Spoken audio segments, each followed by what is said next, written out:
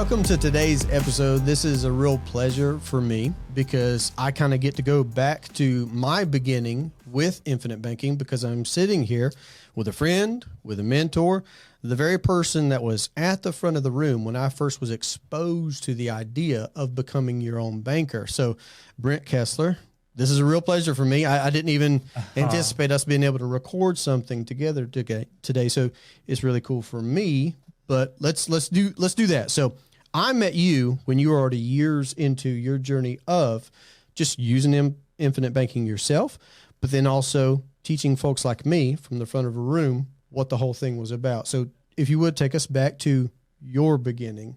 Yeah. All right. Well, no, good to be here with you, Jesse, too. So, yeah, this was kind of like an impromptu type deal. So we just decided to do this kind of spur of the moment, right? Mm-hmm. So, yeah, actually, how long ago was that?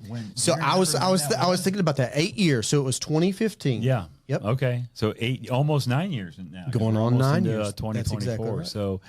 Yeah, so man, this has been quite a journey, right? So as I always say, I mean, I first heard about this concept back in 2006, and I was in a room and I heard somebody speak about this concept, the infinite banking concept, and I was like, man, this is really, really cool, but it just seems too good to be true, right? And you were a chiropractor at the time. Yep. And I was actually at a chiropractic conference and I heard the information. And I thought to myself, it looks really good, but it just seems too good to be true, right? Mm-hmm. So I didn't do anything with the information that I heard. I left that conference and did nothing. About 2 years later, in 2008, I go back to another conference, a chiropractic conference again, and about 10 or 12 of my colleagues that were at the previous conference are now at this conference. The only difference between them and me is they heard this information back in 2006. And they implemented the concept, and I did not. And anyway, I've got all these people coming up to me, and they're basically going on and on. They're almost throwing up all over me about how this powerful concept is allowing them to pay off their debt, to build, keep, and create wealth, keep all the money in their family, no money being leaked out, okay, so to other people. And all of this, basically, they were doing without having to change their cash flow, without having to work any harder, without having to take any additional risk or lose control of their money. All they were doing was adding one step in their financial life, right? Mm-hmm. So I thought to myself, there had to be something to this. There's no way that 10 or 12 of my colleagues are lying to me. Maybe 1 or 2, but not 10 or 12, right? So I went home and I told my wife, it was February of 2008, and I said, honey, we have to start implementing this concept in our life. And at that time, in February of 2008, I was $984,711 in debt. That's what I owed to the third-party creditors. Now you're thinking, as a chiropractor, I was in Kansas. How do you get to be almost $1 million in debt, right? Right. Well, I had a house that I had my college student loans from chiropractic school. Also had my clinic, right? My chiropractic clinic. Had a house on the lake of the Ozarks. If you have a house on the lake, guess what you have to have? Toys. Boat and the wave runner, right? You can't have a house on the lake without a boat and a wave runner. I'm also an airplane pilot, so as an airplane pilot, I had to have my own airplane, yeah? Mm-hmm. So it didn't take me a lot to be almost $1 million in debt. Well, I was able to apply this concept, the infinite banking concept, who my mentor was R. Nelson Nash. He wrote the book, Becoming Your Own Banker. Listen, if for some reason you don't have that book, you need to add it to your wealth building library. That book totally changed my financial life, right? So I was able to put this concept into place, and I was able to pay off that debt in 39 months. 3 years and 3 months. I never had to work any harder, didn't have to change my cash flow, take any additional risk, or lose control of my money. All I did was added one step in my financial life, and it made all of the difference. So fast forward to where we're at now, that was back in 06, 08. So I became passionate about this, so I started teaching it in 2012. 2012. Here we are. That's what I wanted to know. Yep, 2012. Okay. And I started teaching it in 2012, and here we are almost wrapping up 2023. And so I've been doing this now for 11 and a half years. I've been teaching this concept for 11 and a half years, and it's changed my financial life, and now I get the privilege, the honor, I'm blessed to be able to travel around the country and share this with thousands and thousands and thousands of other people around the country, whether it's speaking on stage at a live event, a Zoom event, a virtual event. You know, people go to our website, themoneymultiplier.com, and they actually can watch my full 90-plus minute recorded presentation, which is really what you That's what I saw live back in 2015. or 16. Yeah, man. So that's so neat for me on so many levels, because there you were in a very specific career doing life, and you got exposed to this idea. There was that lapse of time, and then you implemented it as a consumer for several years. And then it got to the point where you started helping people professionally, and you were even doing that for a few years. But that's how I got exposed to this idea, was because, I had a friend invite me to a room where you were the live speaker at the front of the room, and I'm getting to hear all these things for the first time that you're talking about. I even saw you looking over there at the copy of Nelson. Yeah. It's off screen, but both of our eyes went over there to where the book is. Well, here, I'm just going to I'm just going to grab it. Do it. And Brent's in the front of the room talking about becoming your own banker. And I can say that was one of the things that struck me was, anything that makes me feel more independent, I'm attracted to. Right, like my wife and I, we homeschool our children right now. I've got strong inclinations in the area, and Brent's talking about how he paid off debt and how you can become your own banker. And there I was with tens of thousands of dollars, which that was a lot for me. I was a teacher in the same year that I got exposed to this idea, and I'd also just launched my own business in the travel space. So there we were with our mountain of debt, and I'm hearing this idea of becoming your own banker, and you can pay off the debt. Not only can you pay off the debt, but if you're the banker, that means you can get that money back. You can start recapturing money that used to go to the credit card people and the student loan people and all the other people that you were just talking about. So that's where our paths crossed over, was this guy talking about, this book and showing it off and walking us through that. I think the live presentation was probably, for sure, altogether a good hour and a half, because you gave the presentation, and then you were real generous with your time afterwards, and you answered my specific questions, because I did have, maybe some traditional, programs and plans in my life, and we just thought a very conventional way, and I just want to say, I hopefully said thank you at that time, but now it's like, you don't know where that's going to lead to. Like I'm saying, now we've made that transition as well. For years, we were consumers, we were clients, and you were helping us from the start and getting to where we could become our own bankers. Now we're going on 9 years, like we're talking about, of becoming our own bankers. We own several policies now, looking to buy more. You own even more, and you're doing more as well yourself. So that's where our paths crossed. And it's just neat for me to hear you make that transition from consumer also to the professional yourself. You've been a big influence to me in that way, but in a way that I wouldn't have recognized, because I had no idea that I would also end up helping folks professionally become their own banker and be looking to do things with a podcast. I've been podcasting for 3 years this month. Wow. 3 years this month. Just trying to share my nuts and bolts, the real practicable information of my years of experience as well. So it's just neat. Yeah, I'd have never known it was going to go there. No, and again, some things you just don't. Things just come into your life and they enter your life. And I always say, like anytime there's an opportunity, it's not going to come like up to you and knock on your door and say, here I am, opportunity. Sometimes you just have to see something, and you got to reach out and grab that opportunity and take advantage of it. And that's what you did, because as you know, and as you've done podcast for 3 years on this is a very outside of the box concept. Very. It's not what we've been taught. It's not what we've been taught about money from our parents, our grandparents, our friends, our colleagues, our coworkers. I mean, it is outside of the box, right? So if you think about the majority of people and what they do with their money and their financial life, they're taught to go get a good job, work for a long time, then retire and let the other people, the government, take care of you, right? Mm-hmm. They want you to put your money in a 401k, an IRA, a qualified plan, right? And then hope to build growth from those vehicles. Well, most of the time that doesn't work for people. it doesn't work. How many people have you ever met in your financial life that are totally happy, satisfied, elated, ecstatic about how their qualified plan, their 401k, their IRA, their pension plan has performed? Not so much. Not many. Not many. We talk to people every week in those arenas that have taken a bloodbath, and they're looking for something different. So even though the concept is different to you, and right, for probably quite a few listeners today, this is the first time you've ever heard about infinite banking, becoming your own banker.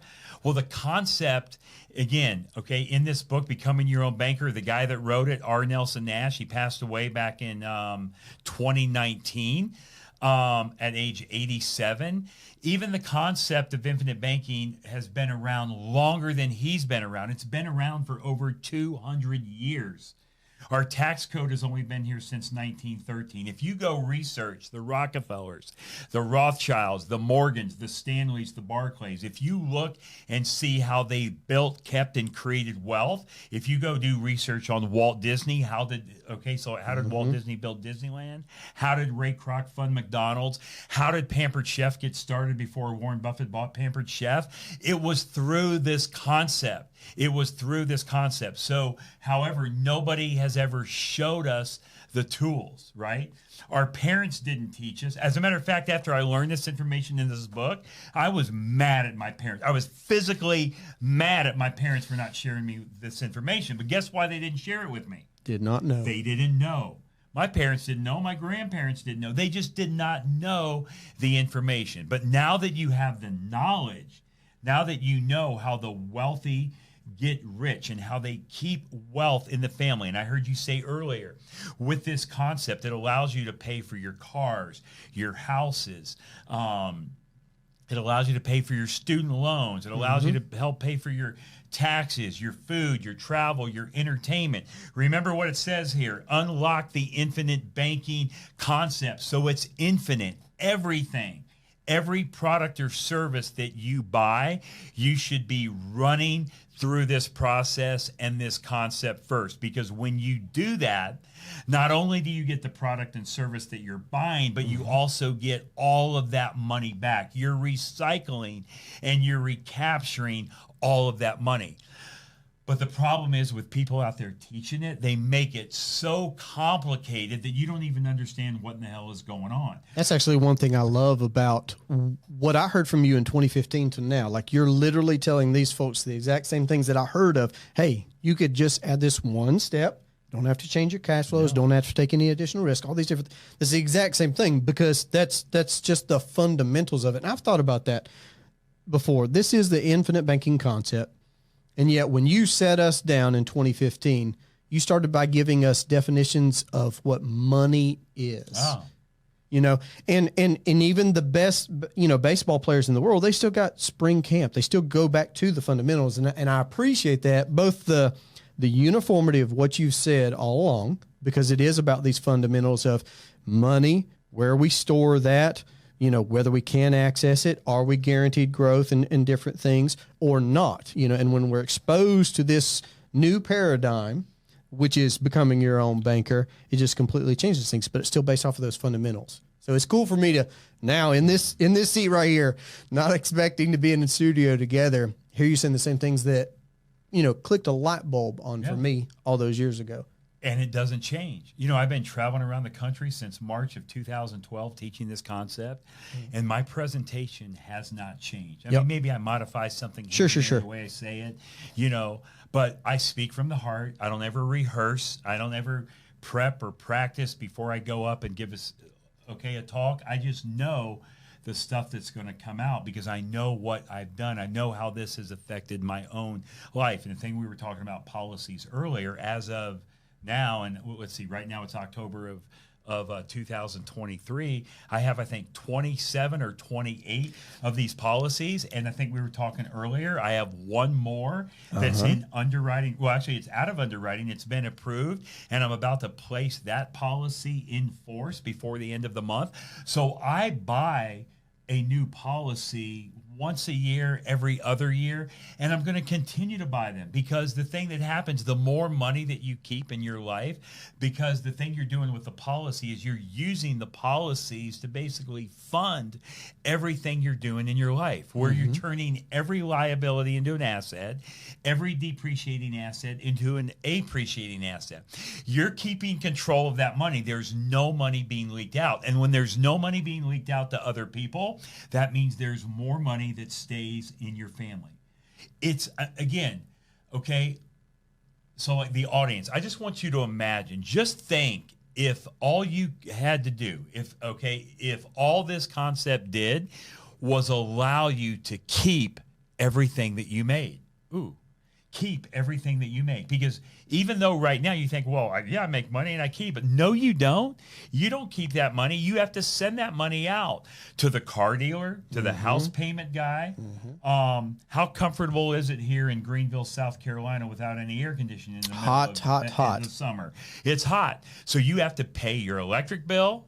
Right? All of us had lunch a little bit ago, so all of us like to eat, right? We put food in our belly. Yes, definitely. Do we not? We have to pay for that.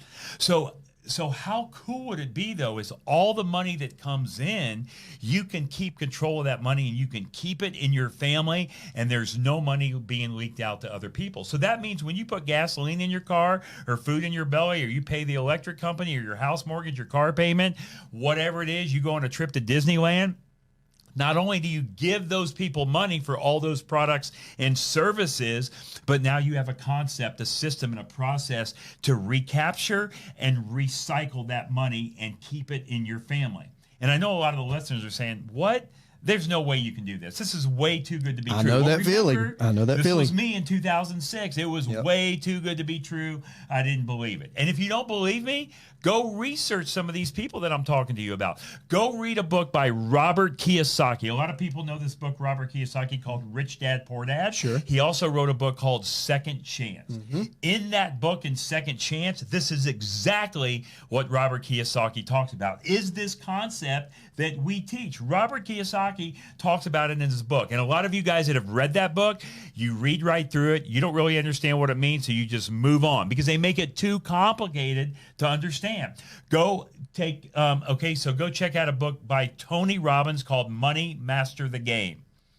In that book on chapter 5.4, this is exactly what Tony Robbins talks about. But again, he makes it too complicated to understand. So what we do for people, and what really, so people look at it and they say, well, it should be more complicated than what it is. It's not complicated. We break it down in the most easiest, simplest levels and the way to understand. The only responsibility that you have is to yourself. Okay, there's no risk factor in anything that we're doing here. You're not at risk whatsoever. The only risk factor with this concept, the only risk factor with you implementing the infinite banking concept in your own life is you and how you use the policy. That's it. That's it. Nobody in your state or any state of the country has ever lost money in a whole life policy in a mutual company that pays dividends. It's never ever happened, ever. Go look it up and bring it to me. Show me where somebody has lost. The only thing that can happen is you screw it up. You mess it up. So you're your own risk factor. And who do you know better than you? Yep. That's it. The good news and the bad news. And that's what I've already said attracted me to this idea was that I could become my own banker, right? First off. So that's the good news. It's also the bad news. And, but don't let that scare you either, as, nothing's changed. Everybody has the same opportunity to watch the presentation that I got to see 2015. Brent still has this presentation out. 60-minute presentation, 90-minute presentation. You watch that. You can watch it as many times as you want. I just happen to see it in, a live audience, and Brent still speaks all around the country. Check out his website. He's already mentioned that, themoneymultiplier.com, for more information. But you can read the book. You can watch the presentation. Once you've been exposed to this concept, do as much digging as it takes. You took some time. I took some time. We didn't get our first policy until 2016, and I already talked about the mountain of debt. And let's go here. So when we got our first policy, same thing. priority number one was the debt. We recaptured the debt. We started paying off those student loans and all those different things. I did the exact same thing. You know, I saw the light at the end of the tunnel when I saw this presentation. It's like, okay, not only can we pay that off, we can get that money back. And now we have experienced things like we have financed our property taxes, which we own out right now. Yeah. On an annual basis from our private banking system. We finance our family vacations that we take.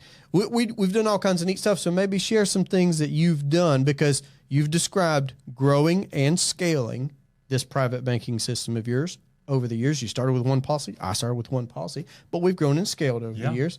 Maybe tell us, you know, some current things that you've done with your policy. Yeah, no, absolutely. And exactly, it's exactly the same thing you said is, okay, the thing I started with is paying down and knocking down debt. Mm-hmm. Now, not all debt is bad. Nope. It's not all bad debt. There's good debt out there as well, right? So, and there's a lot of listeners probably that have no debt. They're thinking, well, this isn't for me. I don't have any, just have no debt. No. It's not just about debt. That is like one part of it. It's like the pimple on the elephant's behind. That's it. There's so much more to this. This is about every expense that you have in your life. I mean, right? So like a lot of us think, okay, I have no debt. How could this help me? Well, so is it possible to owe no man nothing? I want you to think about that. I remember you asking. To owe no man nothing? Well, no, it's not, because like I said earlier, how comfortable is it in Greenville, South Carolina, without any air conditioning in the middle of summer? How okay is it? And we put food in our belly, we put gas in our car, right? We have to pay taxes, right? So do they charge you taxes here in South Carolina? They sure do. In Florida, they sure do, right? So you got to pay state taxes, maybe property taxes, local taxes, right? How about charitable giving? Do you guys like to give to charity? Yeah, well, how about if you give to charity, can you get that money back? Oh, that's a good idea. I can get the money back that I give to charity. Now, I know what you're thinking. God doesn't want you, Brent, that's not right. God doesn't want me to get back my charitable giving. Well, if God didn't want you to get back your charitable giving, he would not have me in this room talking to you and about how to get it back. Now, Woody. So you can give more. Do you know any poor people adding wings onto any churches? No. So the thing you're able to do is to give more, because you're keeping all of that money in the family. Now, let's say you don't have debt. Well, how about the stuff that you're buying? Okay. For example, cars. So I want you to think about this. The car that you're driving right now today, is that the car? Is that the very first car you've ever bought, driven, and owned? Probably not, unless you're 16 or 18, because I'm sure you've went through cars, 2 cars, 3 cars, 5 cars, 10 cars, however old you are. If you're married, your spouse probably likes to drive too. If you have kids, if they're driving age, they want to drive. You have cousins, you have uncles, you have nieces, nephews, you have business partners. Okay, all of them want to drive. How about if you could just use this policy to recycle and recapture all of the money for every car you're going to buy? So not only do you get the car, but you get the money back. Well, that's just one item. Yep. That's just one item. The car you're driving today, is it the last car you're ever going to buy driving home? No, because that car is going to wear out. You're going to get tired of it, and you're going to want to go buy another car, right? So it goes on and on and on. And think about all the things in your life that are going on with that. Just like that vacation you took. Was it just one vacation you want to take with your family? Oh, no. No, man, you want to go every year, maybe twice a year. But now that you know that you've done this and you've experienced how to go on vacation and get the money back, so not only do you take your family on vacation, but you can get the money back too. It gets you excited to go on more vacations. And the next time you go on vacation, instead of the last time, and you're like, hey, I wasn't sure about this idea, so I'm going to load us all up into the back of the plane. Now that you know you can get the money back for all the vacations you can go on, you might want to take the family in the front of the plane. They improve. They treat you a little bit better in the front of the plane than they do in the back of the plane, right? Yes, sir. So if you know you can get the money back, what difference does it make, right? Right. So how do I use my policy? I mean, yeah, I've had... Right. So again, I paid off all my debt on the policy. And even if I get debt now, it's like good debt. It's debt that I can use, and I leverage that debt to be able to use other money to make more money. So I like to buy real estate. Okay. So I will buy short-term rentals, long-term rentals, Airbnbs, VRBOs. But here's what I do. I get the money in the policy first. And then from the policy, Yep. I use the dollars. Now, I'm not using my money, and this is probably more advanced. We'll talk about just in a future podcast. But I'm not using my money. Anytime I take out a policy loan, you're thinking, oh, you're taking your money. No, no, no, no. You're told that. You're told that. I don't take my money out of the policy. You can go ahead and tell them what it is. It's the insurance company's money. I simply put my policy up for collateral, take a loan from the general fund of the insurance company. So that's a great thing. You know why it's great? Because when I take a loan from the general fund of the insurance company, I am not interrupting the compounding effect of my money in the policy. So all of my money is growing at uninterrupted compound interest. It's growing while I'm using the money. What? Growing while you're using the money? Absolutely. You're using your money. You're using the money, and it's continuing to grow at the same time. Yep. Uninterrupted compound interest, a powerful thing. And you're continuing to build wealth. You're keeping it into a tax-free environment. Your money is in a tax-free environment, and it's growing, and the government is completely out of your hair. How cool would it be to get the government out of your hair? Oh, I don't know. Maybe some of you want government control and you want to be controlled by the government and you want the government to tell you what you can do or what you can't do with your money. No, most of you probably don't. You want that control yourself. So that is just something I do is I'll buy properties, I'll buy real estate, and I'll buy these rentals, or maybe it's a fix and flip or whatever, but my money is still compounding. And I'm using the money over and over and over again. So anyway, there's a guy, he's down in Arizona. He's a real estate investor. And he has multiple policies. And what he does is he uses his policies to buy all of his real estate investments, and he's using the same money. He's just recycling it over and over, just like we talked about recycle and recapture. So now the thing I like to do for the last 3-4 years or plus or so is I like to lend money. I lend money to a borrower.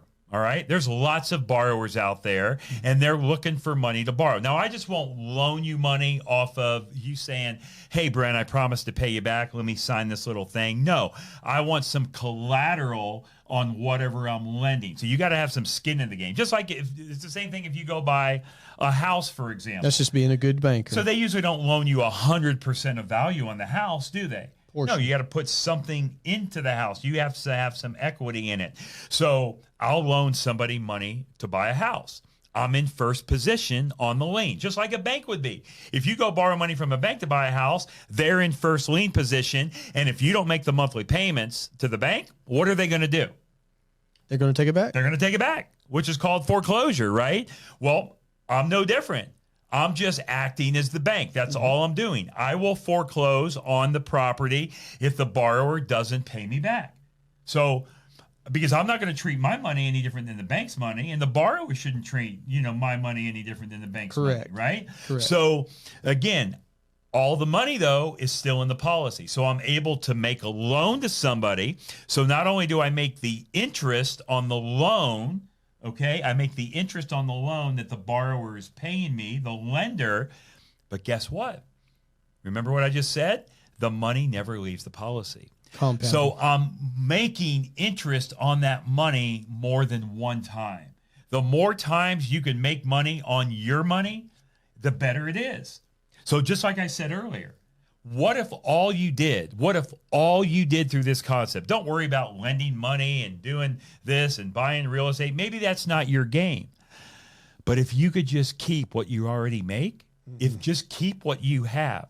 So like if you go to work and you make $500 a week, okay, that's what I make, $500 a week. Do you get to keep 500?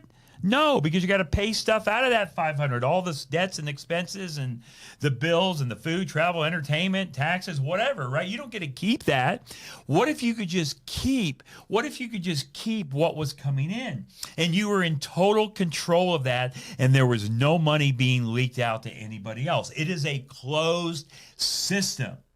Nothing's getting leaked out. I know, it sounds too good to be true, and there must be a catch. I thought there was a catch, and that's why I waited 2 years to get started. Even when I got started, in the back of my mind, this little voice would say to me for a year, or maybe even 2. I don't know. Even after I started, okay, when am I going to find the catch? When am I going to find the catch? So here I am. I first heard about this concept in 2006. We're in 2023. So that is, if I'm doing my math right, that's like 17 plus years. And I'm still looking for the catch. Haven't found it yet. I'm still looking, but I have not found the catch. This is what the wealthy do. There's a guy named Warren Buffett. You guys heard of Warren Buffett? I hope so. It's one quote that Warren Buffett said that I think about every day in my life. Because see, I don't like complicated stuff. Okay. I like things to be simple. I'm not very smart. It took me 13 trimesters to get through 10 trimesters of Logan Chiropractic College in St. Louis, Missouri. After I finally got through college and I passed all my classes because I kept failing classes, it took me 2 extra years to be a chiropractor because I could not pass part 3 of national boards. I failed the test 3 times and they only give it to you once every 6 months. So I am not the sharpest tool in the shed. I'm not the brightest candle on the cake. Some people say I'm a couple donuts short of a dozen, but I understand money and I understand and just like to keep things simple. So here's what Warren Buffett said. Now, I don't know when he said it, but I heard it in October of 2008, and I think about this quote every day of my life. And Warren Buffett says, if poor people would just start doing what rich people do, they wouldn't be poor anymore. How much sense does that make? A lot. That's all we're going to do. I love it. Is mimic the wealthy. Guys, there's so much here. Everything that Brent said about everything is finance for the cash is king, folks. What you could do with a policy, there's infinite ways that you can use a policy. But at the end of the day, it's all about becoming your own banker. It's all about, if I could reemphasize something as we close out, it's going to be what I got to hear in 2015 from Brent. And it is that you're where you're at. What if you could just keep what you're earning and then you grow and you scale from there? There's no telling where you can go, right? There are infinite possibilities. Well, the cool part about it too, Jesse, the one thing that was not even covered that we didn't even mention, you get to choose where you want to start. You get to choose with the amount of money that you want to start. Because I had a different starting point than you had. You know, our premiums were different. Our debt was different. Like everybody's different. You pick where you're starting from, and it's going to be respective to where you're at now, but also to where you're wanting to go. It's your choice. I love that. I know that you and I could keep going. I could ask a million more questions, but this was an unanticipated pleasure for me to hear more from Brent, to be able to check out his presentation. Go to themoneymultiplier.com. Of course, you can check out our information at thecashcompound.com. This is Jesse, Brent. We're going to sign out for now. Hope you enjoy. Have a great day. Take care. Thanks, everybody. Take care.